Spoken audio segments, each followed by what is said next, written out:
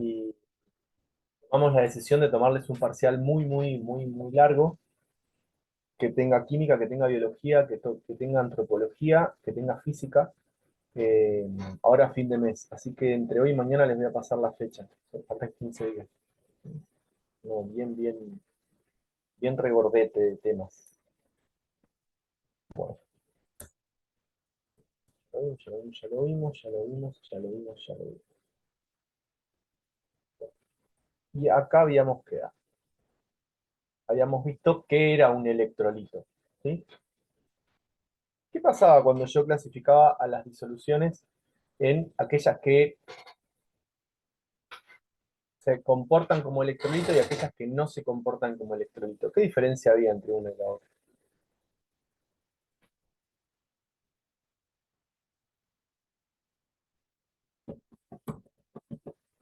¿Qué diferencia había entre un electrolito y un no electrolito?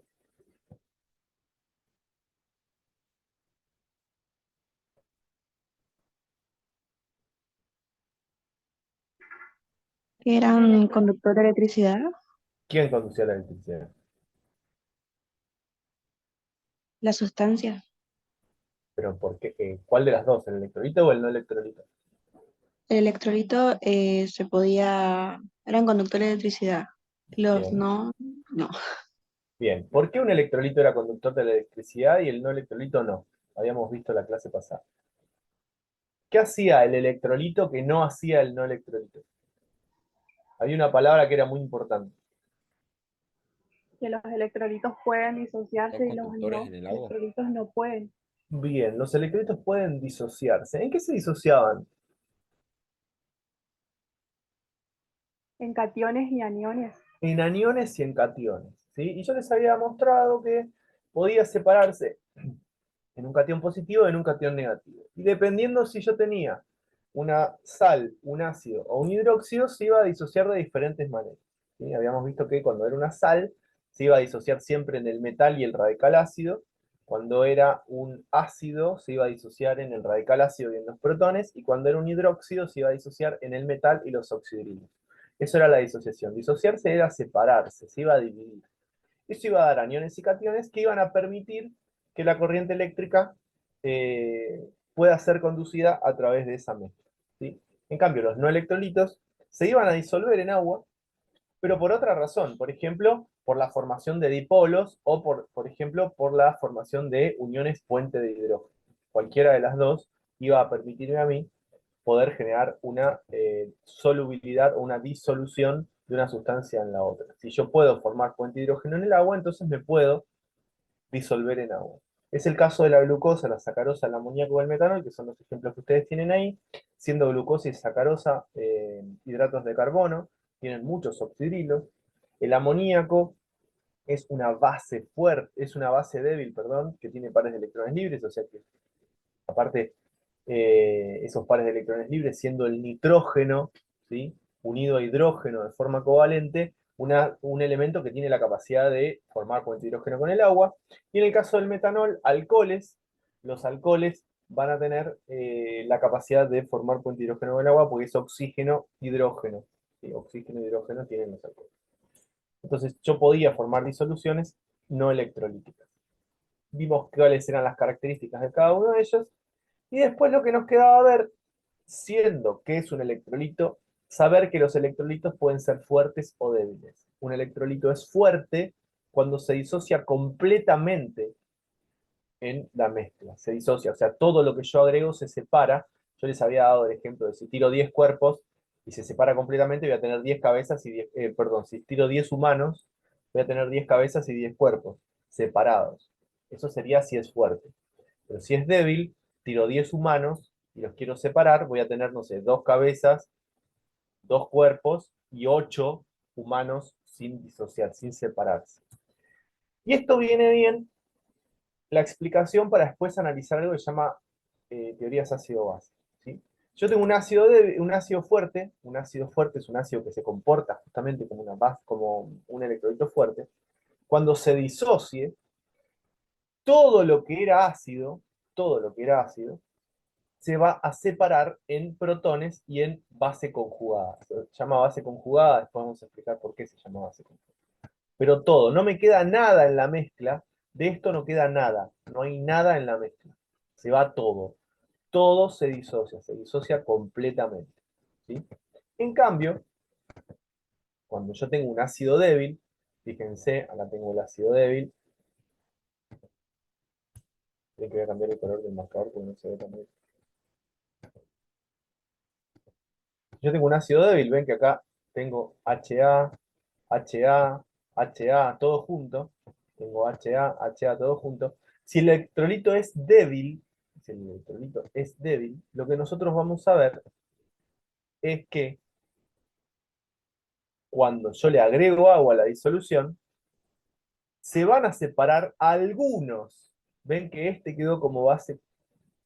Acá está, no, no. Ven que este quedó, se disoció. Acá está el protón suelto. Este que está acá se disoció. Acá está el protón suelto. Pero todos los demás, ¿sí? Todos los demás no se disociaron. Esa es la diferencia fundamental entre un electrolito fuerte y un electrolito débil. ¿Sí? Un electrolito fuerte y un electrolito débil. El fuerte se va a disociar completamente y el débil solo parcialmente. ¿Sí? Solo parcialmente. Se disocia parcialmente. Esa es la gran diferencia entre un electrolito fuerte y uno débil.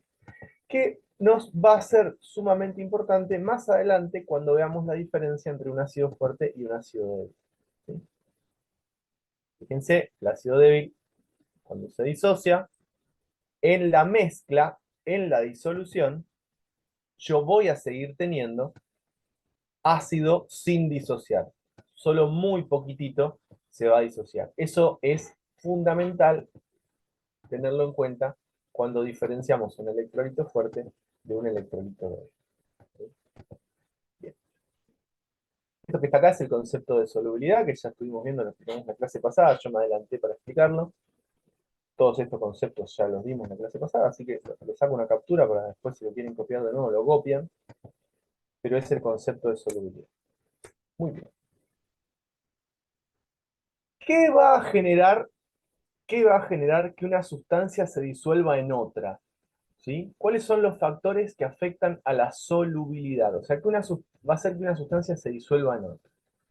Básicamente hay tres situaciones que nosotros ya habíamos visto, pero ahora vamos a hacer hincapié en ellas. Y las tres soluciones que nosotros habíamos visto eran interacciones solvente-solvente, interacciones soluto-soluto e interacciones soluto-solvente. Las tres interacciones de las que nosotros estamos hablando van a terminar generando que una sustancia se disuelva en la otra. Teniendo en cuenta que las interacciones soluto-solvente tienen que ser fuertes para que exista la disolución. Eso es lo que habíamos dicho la clase anterior. Necesito fuertes interacciones soluto-solvente. Entonces, vamos a empezar a ponerle palabras más teóricas a esto.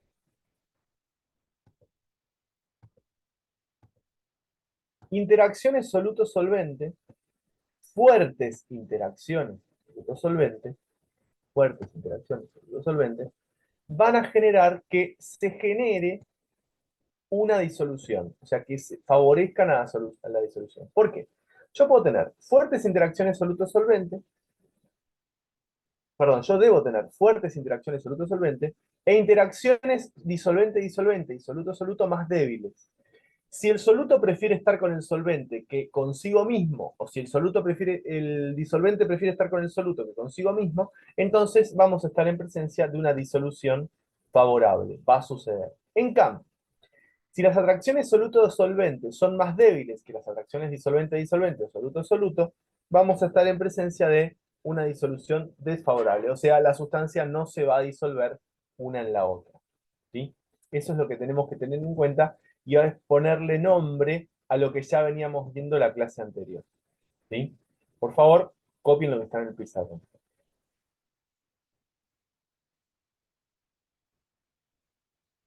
Un segundo porque...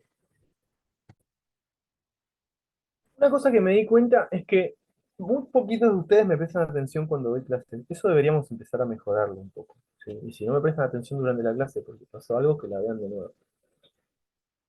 El proceso de disolución del cloruro de sodio, o sea, de un compuesto iónico, por ejemplo, en agua, nosotros lo vimos cuando explicamos uniones químicas.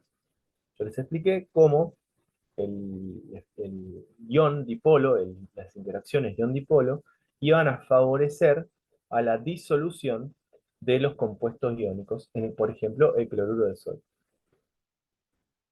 Los iones, ¿sí?, con sus cargas positivas o sus cargas negativas, van a ser rodeados directamente, ¿sí?, por los dipolos que pueden formar, por ejemplo, las moléculas de agua. Esto va a hacer que esos iones, al estar rodeados por los dipolos, por las moléculas de agua, no van a poder volver a unirse entre sí. Como no se pueden volver a unir entre sí, van a quedar separados, ionizados y disueltos en agua. Ese es el concepto que tienen que tener para la disolución de los compuestos iónicos en agua.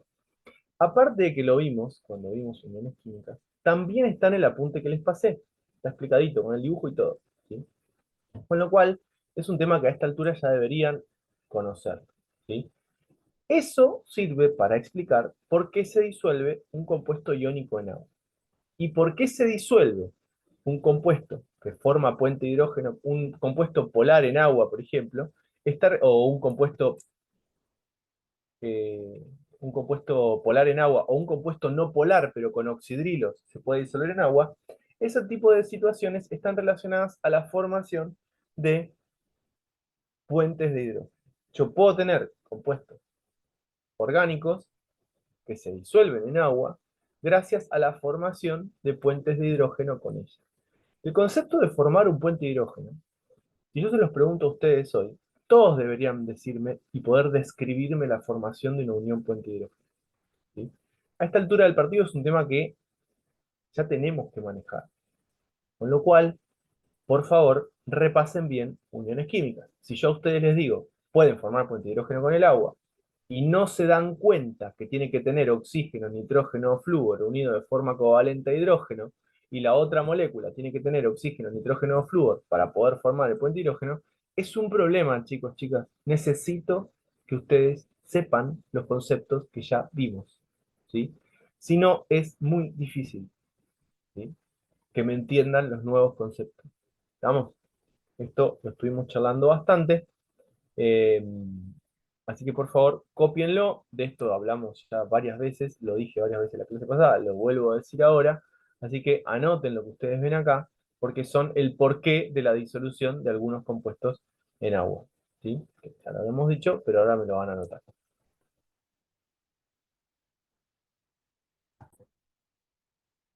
Otro factor que interfiere directamente en la solubilidad de las sustancias es la temperatura. En líneas generales, para compuestos sólidos, por ejemplo, en agua, un aumento de la temperatura va a aumentar la solubilidad en agua. En líneas generales, porque, perdón, hay algunos casos particulares donde esto no sucede.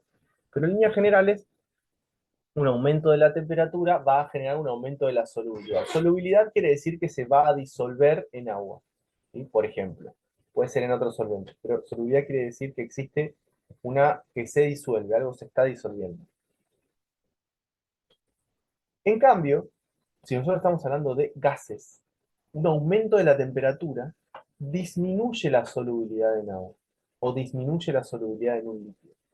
Por ejemplo, el oxígeno, el nitrógeno o el aire en general es menos soluble en agua caliente. Por eso cuando ustedes tienen un aumento de la temperatura, vamos a tener menor cantidad de oxígeno o de dióxido de carbono disuelto en el agua, ¿sí? Eso es importante que lo vean y que lo tengan en cuenta. Poder diferenciar qué sucede con la solubilidad de sustancias sólidas en líquidos o de sustancias gaseosas en líquidos, ¿sí? Esto marca a las claras que es importante entender y comprender que un aumento de la temperatura va a aumentar la solubilidad de sólidos en líquidos. En cambio, un aumento de la temperatura va a disminuir la solubilidad de gases en líquidos, ¿sí? Con lo cual, puede pasar que si aumenta mucho la temperatura en una laguna o en un río, ¿sí? Se observa una mortandad de peces. ¿Por qué? Porque el oxígeno deja de estar en el agua, o sea, aumenta la temperatura, el oxígeno sale del agua, se pierde y los peces no tienen oxígeno para respirar. Es algo re loco, pero puede pasar, que los peces se mueran ahogados en el agua, ¿sí? Y eso tiene que ver con un aumento de temperatura. Hay veces que se habla de mortandad de peces por aumento de la temperatura en el agua, es algo que puede suceder. Por ahí ustedes no lo han escuchado, pero son cosas que pueden pasar, ¿sí? Entonces, anoten por ahí que un aumento de la temperatura aumenta la solubilidad de los sólidos en líquidos, o en agua si quieren poner directamente, y un aumento de la temperatura disminuye la solubilidad de los gases en líquidos o en agua si quieren poner agua, no pasa nada. Total, es lo más probable que les tomen, que les pregunten lo que pasa con el agua, ¿sí?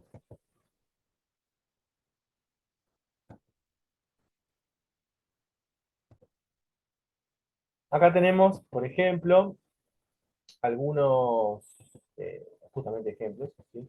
De qué es lo que le pasa a la solubilidad del oxígeno a medida que aumenta la temperatura. Fíjense, tengo una cierta cantidad de oxígeno disuelto si estoy a 0 grados centígrados, y a medida que voy bajando la temperatura, ¿sí?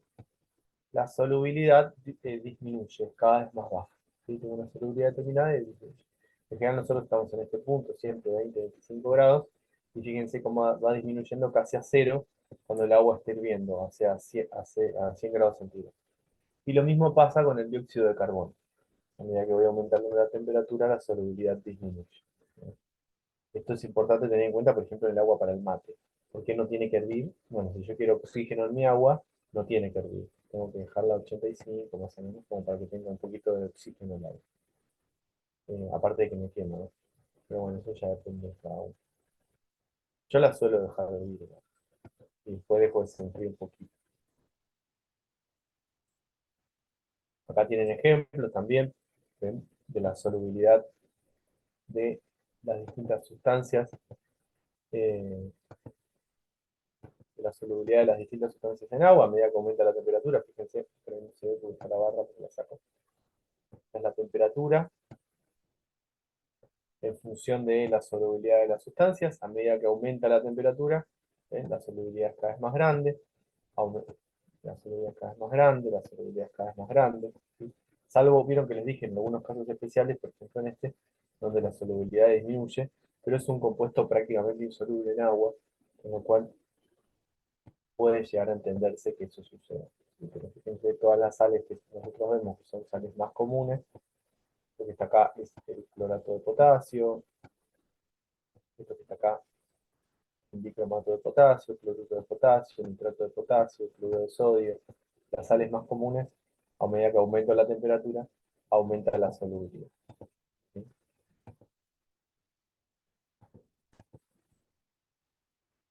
¿Qué es lo que sucede con la solubilidad y la presión? Si yo aumento la presión del sistema, las sustancias gaseosas van a ser más solubles en un líquido, por ejemplo en agua. Esto solo va a afectar a las sustancias gaseosas. O sea, variar la presión para que aumente o disminuya la solubilidad solamente va a afectar a las sustancias que son gases, ¿sí? Las demás sustancias no se van a ver afectadas por este proceso. Entonces, un aumento de la presión aumenta la solubilidad, a un aumento de la presión aumenta la solubilidad de los gases en agua, ¿sí? No afecta el aumento de la presión a los sólidos y a los líquidos. ¿Sí? Entonces, un soluto gaseoso va a ser más soluble en agua a medida que aumenta la presión. Básicamente eso es lo que tienen que anotar y lo que tienen que recordar. ¿Sí? Aumentar la presión aumenta la solubilidad en agua. ¿Sí? Anoten eso, por favor. Bueno, vamos a empezar a hablar un poquitito de lo que se conoce como una concentración, ¿sí? O una unidad de concentración. Básicamente, cuando nosotros hablamos de unidades de concentración, estamos hablando de expresar las cantidades que podemos encontrar en una mezcla. Expresar esas cantidades suelen estar dadas por cantidad de soluto respecto del total de la disolución, o cantidad de soluto respecto de la cantidad de solvente. Son principalmente las dos maneras que yo tengo de manifestar o escribir o utilizar a los distintos tipos de concentración, ¿sí? Es una relación entre el soluto y la cantidad de solvente o el soluto y la cantidad de disolución. Esas unidades de concentración se van a dividir en dos grandes grupos, en unidades químicas de concentración y en unidades físicas de concentración.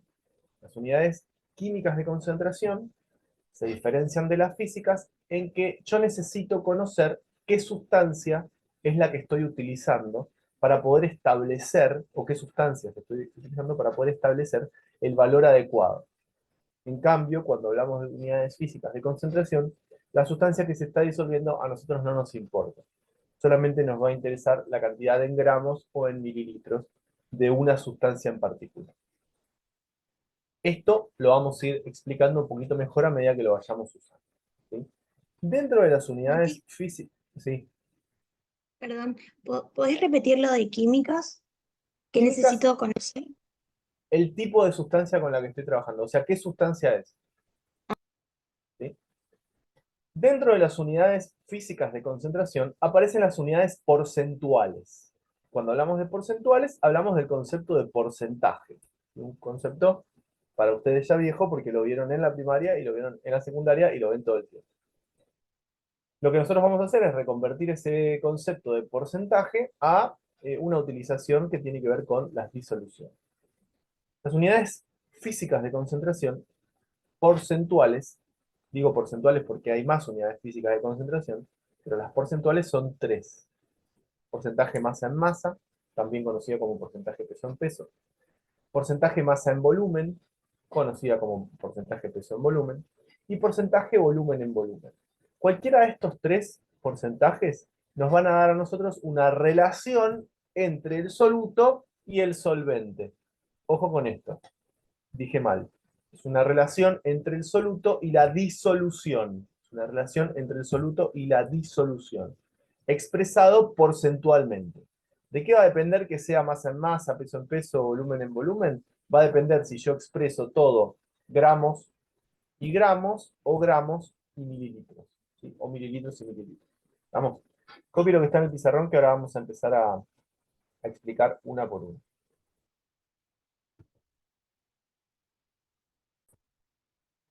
Cuando nosotros vamos a decir que una mezcla va a utilizar una unidad porcentaje masa en masa, o mejor dicho, ¿cómo se lee, ¿sí?, una unidad porcentaje masa en masa? Si está expresado en masa en masa. Lo primero que ustedes tienen que tener en cuenta es lo siguiente. Siempre que ustedes lean, ¿sí?, una concentración, esa concentración va a estar acompañada por su unidad. En este caso es porcentaje masa en masa.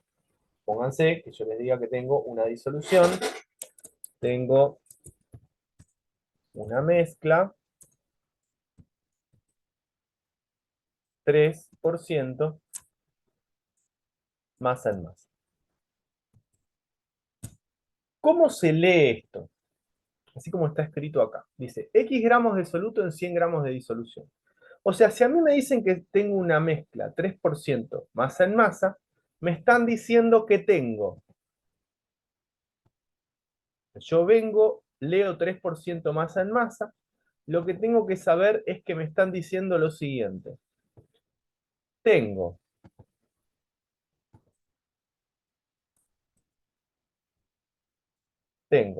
3 gramos de soluto en 100 gramos de disolución. Y atento con esto.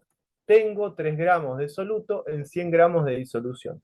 Y una de las cosas que tenemos que recordar, y nunca nos tenemos que olvidar, que lo vimos en la clase pasada, es que el solvente, perdón, que la solución es igual a el soluto más el solvente. Y anoten que Sn es solución y St es soluto, Sb es solvente, porque me lo van a preguntar y yo les voy a decir, ya lo dije 7 veces. ¿Sí? Tengo una mezcla, 3% masa en masa. ¿Qué quiere decir que sea 3% masa en masa? Que tengo 3 gramos de soluto en 100 gramos de disolución. así se lee. Porcentaje masa en masa es determinada cantidad de gramos de soluto en 100 gramos de disolución. ¿Sí? Por lo tanto, si me preguntan cuántos gramos de soluto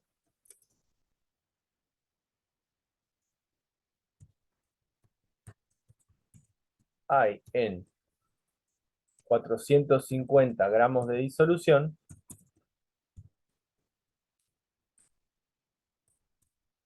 ¿qué les parece que vamos a tener que hacer? ¿Qué es lo que yo sé?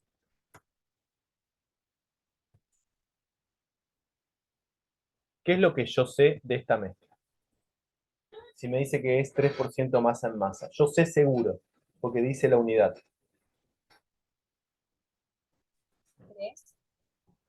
¿Qué sé?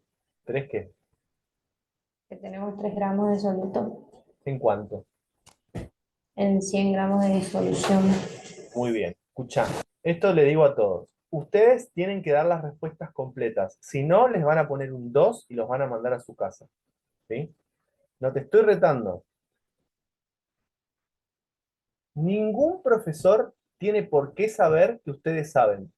Al contrario, todos los profesores necesitan saber que ustedes saben. ¿Sí? Entonces, tengo una mezcla 3% masa en masa. ¿Cuántos gramos de soluto hay en 450 gramos de esa mezcla, de esa disolución? Bueno, lo que yo sé es que en 100 gramos de disolución tengo 3 gramos. Eso yo lo sé, porque está escrito acá. 3% masa en masa quiere decir que tengo 3 gramos de soluto en 100 gramos de disolución. Eso es importante que lo manejen y se lo tienen que acordar. O sea que yo podría escribir acá que en 100 gramos de solución, ¿cuántos gramos de soluto tengo?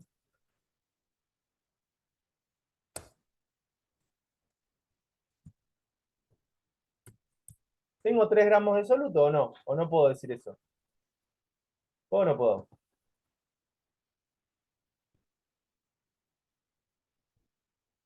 ¿Puedo o no puedo?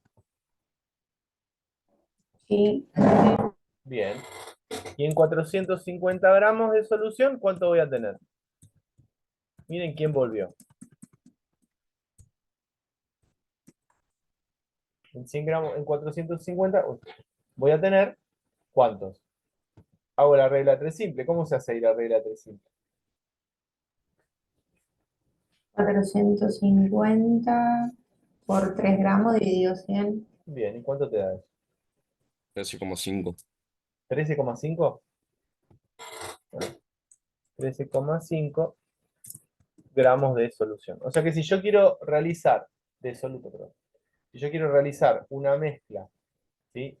3% masa en masa, que tenga 450 gramos de disolución, o sea, esa mezcla en total, necesito 13,5 gramos de soluto, ¿sí? Y le pregunto, ¿cuánto solvente voy a necesitar si necesito 13,5 gramos de soluto?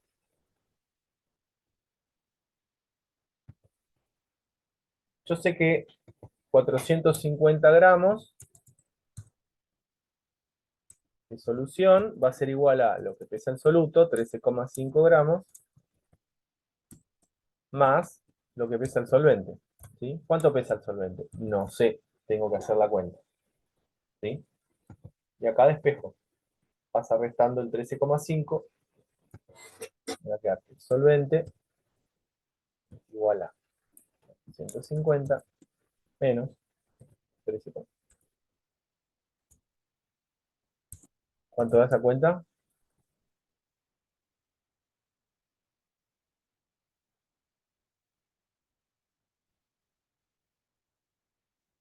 436, puede ser, como 5.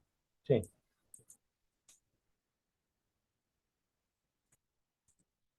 Gramos de solvente. Y ahí ya tengo cuánto soluto y cuánto solvente necesito. Vamos a hacer una cosa. Copien todo lo que está en el pizarrón, que ahora vamos a volver a explicar todo de nuevo. ¿Sí? Esto que yo acabo de hacer es una regla de 3 simple. Los problemas de disoluciones se pueden resolver todos por regla de 3 simple o usando las fórmulas. Esta fórmula grande que ustedes ven acá se puede usar totalmente y también les va a dar el resultado. ¿Sí? Fíjense. Mientras ustedes van copiando, les muestro. Yo podría, dice, ¿cuántos gramos de soluto hay en 450 gramos de disolución? Si yo acá ponía masa de 450 gramos, si yo acá ponía 3% masa en masa, y acá ponía masa de soluto, que era lo que necesito, y despejaba, este que está acá pasa multiplicando, el 100 pasa dividiendo, y si hago la cuenta, me iba a terminar dando 13,5 gramos de soluto. O sea, lo mismo puedo usar la fórmula. Siempre puedo hacer con regla de 3 simple o puedo hacer la fórmula. Lo importante es que necesito conocer la definición de lo que es porcentaje masa en masa, que es, si yo veo que dice 3%, es 3 gramos de soluto en 100 gramos de disolución. Yo lo puedo hacer por regla de 3 simple o lo puedo hacer por eh, utilizando la fórmula, cualquiera de las dos cosas. ¿Sí? Copien que ahora les voy a dar otro problema.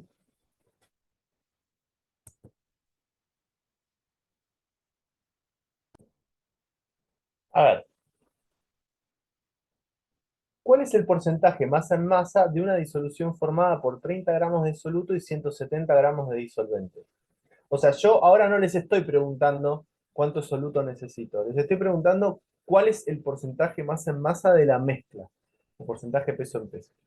Tienen dos formas de hacerlo. O lo hacen por regla de 3 simple, o lo hacen utilizando la fórmula que está arriba. Utilizando la fórmula que está arriba, lo único que tienen que hacer es cambiar los datos por los que tienen.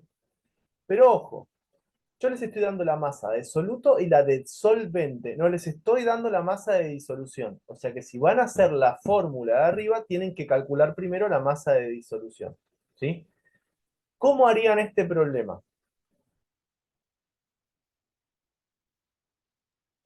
Se suma 30 Bien. gramos de soluto más 170 gramos de disolvente. ¿Y eso qué te da? La disolución. La masa de No, sí, disolución. sí. Bien. ¿Y dónde va ese valor?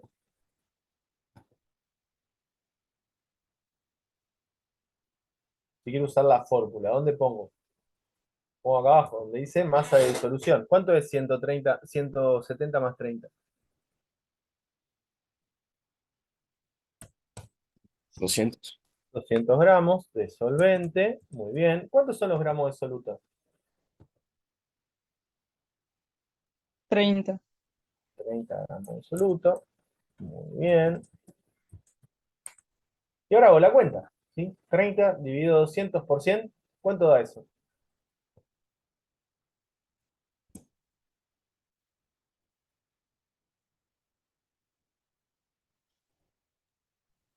15 puede ser. 15. 15, 15 pues. también.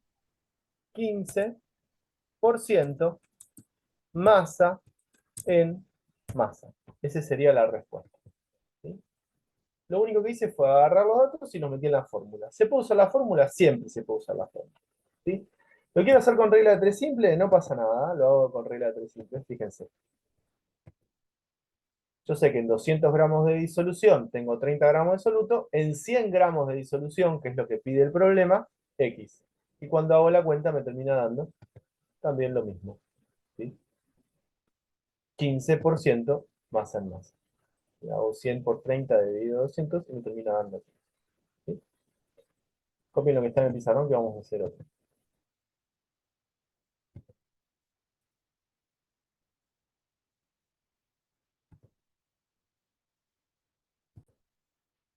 Una mezcla contiene 2 moles de bicarbonato de sodio en 780 gramos de agua. Determinar su porcentaje masa en masa. Ese problema quiero que hagan. ¿Sí? Mientras hacen ese, abajo voy a anotar otro. Vamos, este sería el 1, por decirlo de alguna manera. Vamos. Empiecen a hacer ese, ahora escribo otro.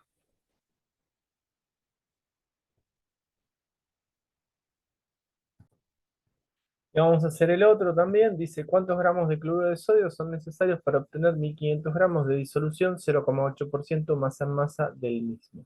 ¿Sí? O sea, de cloruro de sodio. Sería obtener 1500 gramos de disolución, 0,8% masa en masa. Necesito saber cuánto cloruro de sodio necesitamos. Vamos a hacer esos dos problemas, por favor.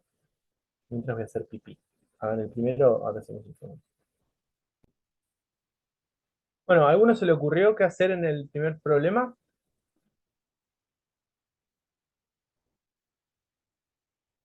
Ahora vemos cuánto te dio, pero ¿cómo lo hiciste? ¿Qué es lo primero que tenés que hacer?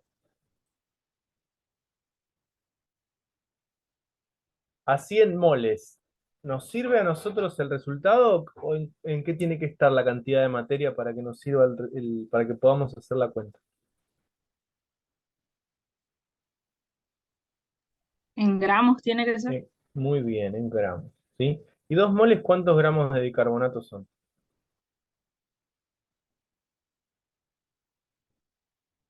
104 gramos. ¿Cuánto es un mol de bicarbonato? ¿Cuál es el número de moles? Vamos a tener número de moles de bicarbonato, ¿sí? Es la masa dividido su peso molecular. Peso molecular, ¿sí? ¿Cuál es el peso molecular del bicarbonato?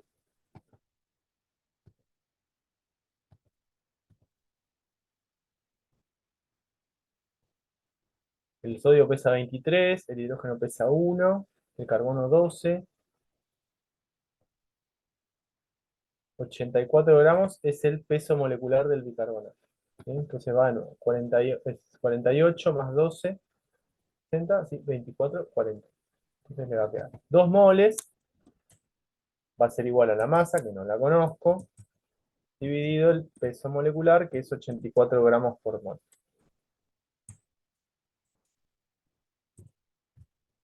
Por mol, ¿sí?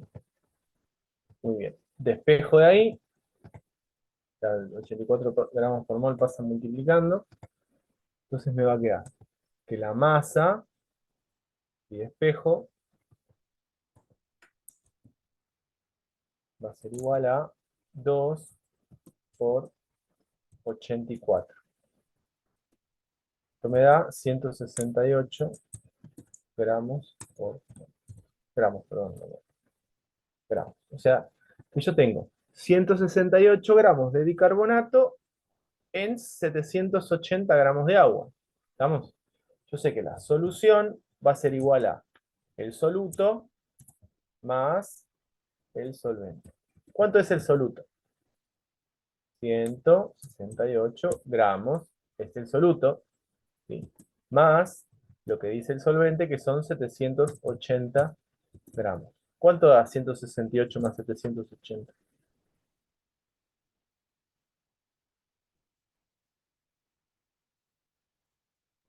Novecientos cuarenta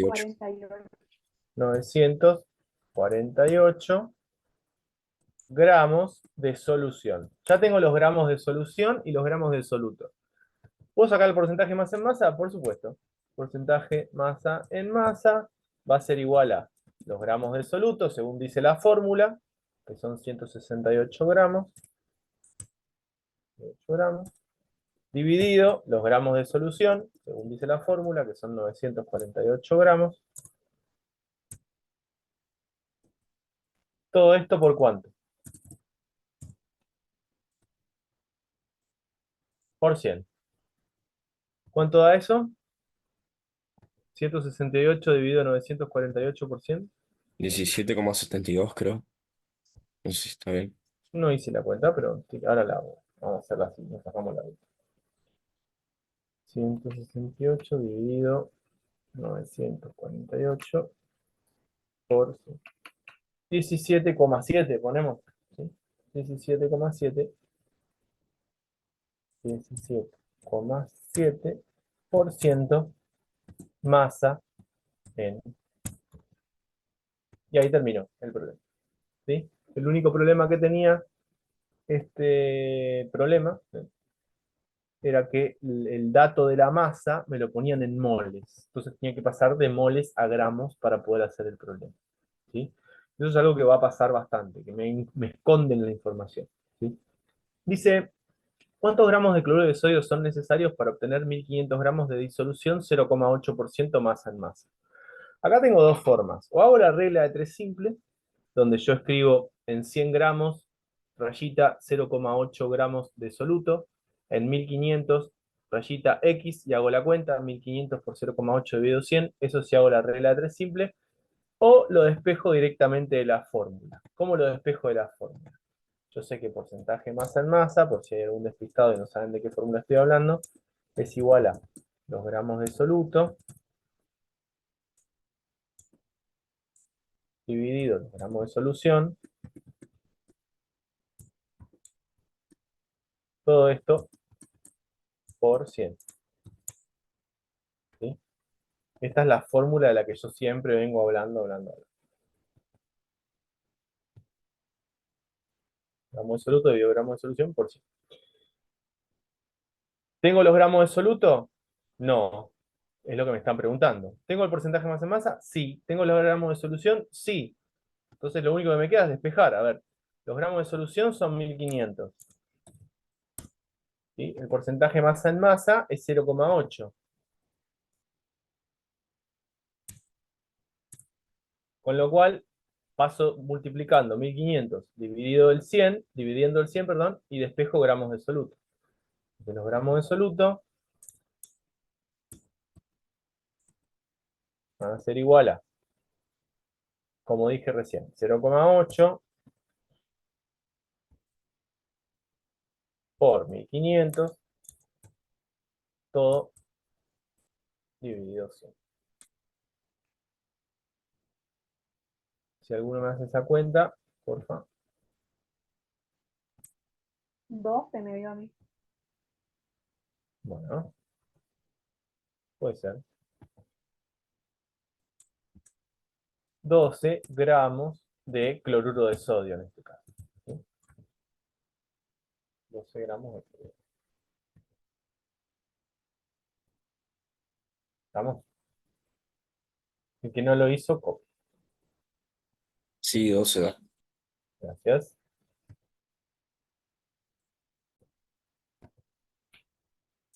¿Cuál es la ventaja respecto de conocer una con la que vienen con los demás?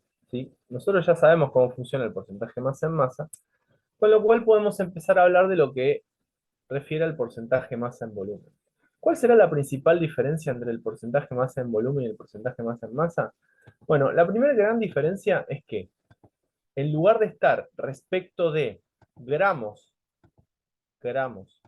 de solvente, perdón, de gramos de solución, vamos a estar respecto de un volumen, o sea, de mililitros de solución. Cuando a mí me dicen que yo tengo una solución 2% masa en volumen, por ejemplo, ¿sí? Si a mí me dicen que es 2% masa en volumen, lo que me están diciendo es lo siguiente. Me están diciendo 2 gramos de soluto en 100 mililitros de solución. 2 gramos de soluto en 100 mililitros de solución. Así lo voy a leer. ¿Sí? Así lo voy a leer. Y después la analogía es igual a lo que nosotros veníamos teniendo en cuenta, pero con una diferencia fundamental. Los volúmenes no son aditivos. Los volúmenes no son aditivos. ¿Sí? O sea, no puedo sumar volúmenes, a menos que sea la misma sustancia. O sea, yo no puedo decir que 1 litro de coca más 1 litro de agua van a ser 2 litros de mezcla, no lo sé. Sí puedo decir que 1 litro de coca más 1 litro de coca van a ser 2 litros de coca. Sí puedo decir que 1 litro de agua más 1 litro de agua van a ser 2 litros de agua. Pero no puedo sumar líquidos diferentes entre sí, ni mezcla de líquidos entre sí. Eso no puedo hacer. Se lo aviso por las dudas y para que lo tengan en cuenta para la vida misma. ¿Sí? A ver, ¿cómo resuelvo un problema de este estilo? Bueno, es relativamente fácil. ¿Por qué? Porque se parece a lo anterior. ¿Sí? Tengo que usar la fórmula. Y con eso vamos a andar bien seguramente. Miren esto. Vamos a poner acá. Ejemplo.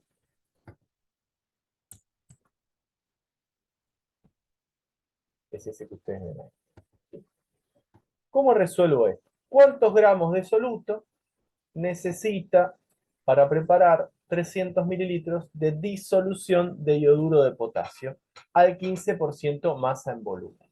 Si a mí me dicen que es al 15% masa en volumen, ¿qué es lo que me están diciendo? ¿Que tengo qué cosa?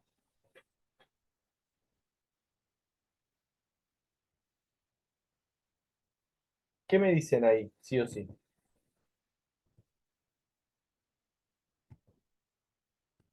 ¿Cómo se lee esto? 15% masa en volumen. ¿Cómo lo leo? Masa sobre volumen. No. ¿Cómo lo leo? No 15 sé, gramos 15 gramos ¿Sí? en 100 mililitros. Perfecto. de sol. En 100 mililitros de solución. ¿Sí? Así lo puedo leer. Para resolver esto, tengo dos opciones. O hago la regla de 3 simple, o uso la fórmula. Si quiero usar la fórmula, ¿qué datos tengo?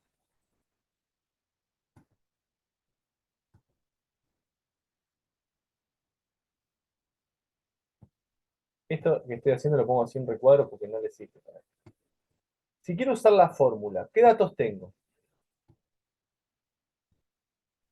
Tengo el Gramos porcentaje de más... soluto.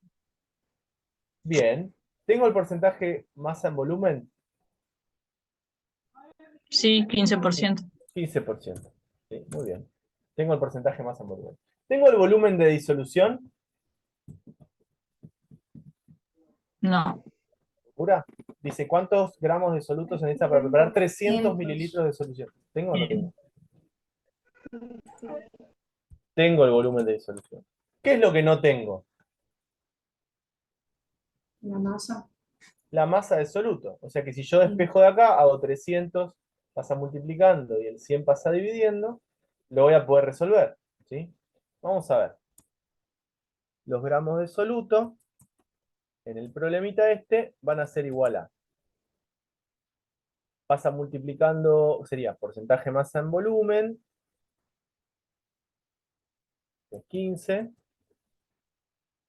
por 300, dividido 100. Me apareció la gata. Mi mujer, hoy no encontrábamos la gata a la mañana, hace como 5 horas está desaparecida y se ve que apareció porque mi mujer le puso a hablar. ¿Cuánto da esto?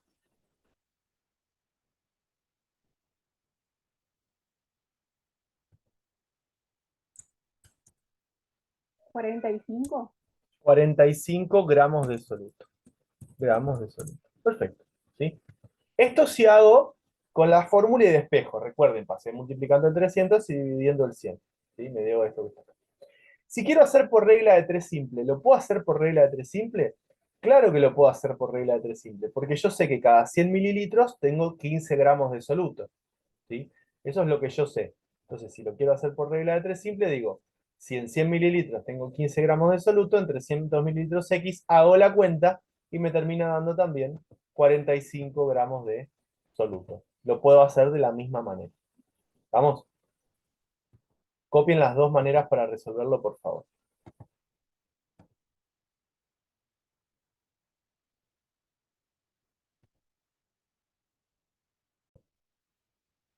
Ahora lo que voy a hacer es mostrarles qué es lo que quiero que hagan para el miércoles. ¿Sí? ¿Qué problemas pueden hacer para el miércoles y cuáles quiero que hagan? ¿Vamos? Voy a mostrarles directamente desde la guía. ¿Sí? Un segundo.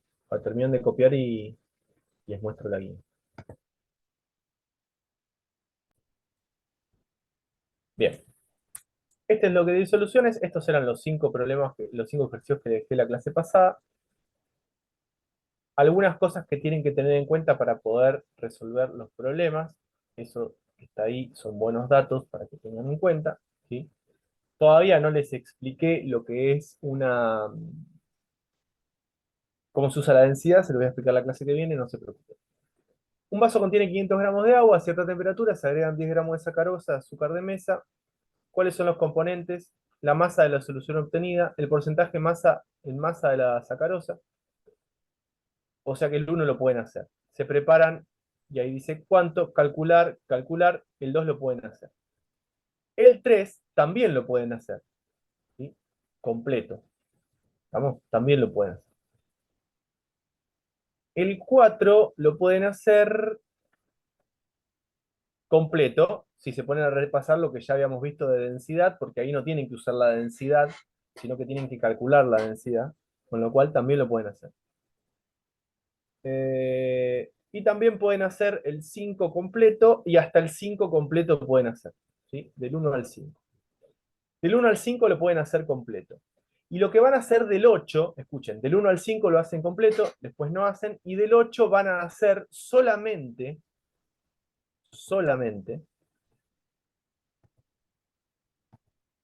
esta parte. O sea, van a hacer el 5 completo, y del 8 van a hacer solamente esa parte, que es la que habla del 1 al 5 completo, más las 5 preguntas si no las habían hecho, más esa parte del cuadrito, que es escribir la ecuación de disociación. ¿Qué es escribir la ecuación de disociación? Ponen nitrato de plata, flecha, acá ponen una flecha, y me van a poner cuál es el catión y cuál es el anión. Catión más anión, catión más anión, catión más anión, que esto también lo estuvimos viendo en la clase pasada. Si no saben de lo que les estoy hablando, revisen lo que vimos la clase pasada, ¿sí? Por favor, les pido porque tenemos que empezar a estudiar más teoría. La pregunta de la 1 a la 5, que ya las tendrían que haber hecho, si no las hicieron, las hacen. Problemas del 1 al 5 los pueden hacer todos, pero Mati nunca hizo un problema así. Este es un buen momento para empezar a hacerlo. Porque con lo que expliqué hoy, más lo que vimos en las clases anteriores, lo pueden hacer.